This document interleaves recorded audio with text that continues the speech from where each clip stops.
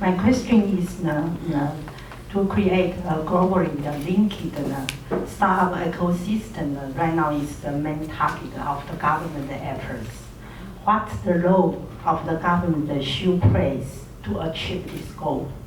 Should we just leverage the resources from the private sector, or just or because we are worried that actually government has done too much, and actually the ecosystem should be built in the private sector, not to be initiated by the government. Yeah, I agree with that. I mean, I've seen like in Austria and a bunch of other countries who, with the government, with all of the right intentions, is try to get involved in these things, and they start giving grants to like local Austrian companies, and then the problem is then that the bureaucracy, it takes too long to get them funded, and then they can't get people to invest alongside of them, and it becomes a real difficult situation. You know, so I think the things that the three things that I outlined, I think, you know, I've looked at what they've done in Finland, I've looked at what they've done in Singapore, and I looked at what they've done in the UK, and from my investing, I end up in a lot of different places. So I see how all these things, how they work, right? And I agree, like the most important thing is getting to what I discussed before, is that those three prongs. You have to get the best and brightest people from Taiwan who are outside to come back to set up companies here. And that's going to be done by, again, making it visa situations much easier. And you know what, if they're starting a company, don't grant them money, invest alongside them. So maybe what you always say is, listen, if you give another investor to invest, we'll put in investments alongside of it.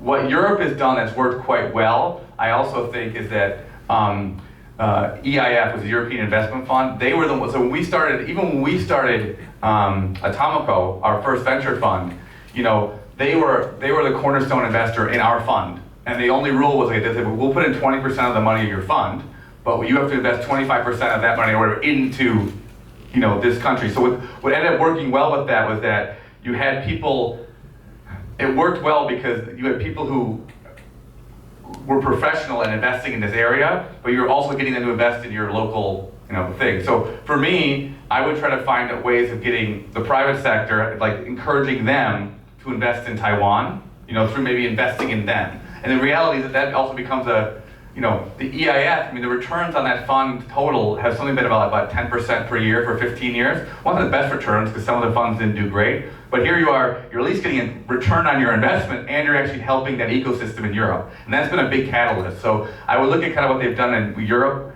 investing in funds to invest here, not investing directly, and then making sure that the visa requirements are easier for companies to do this.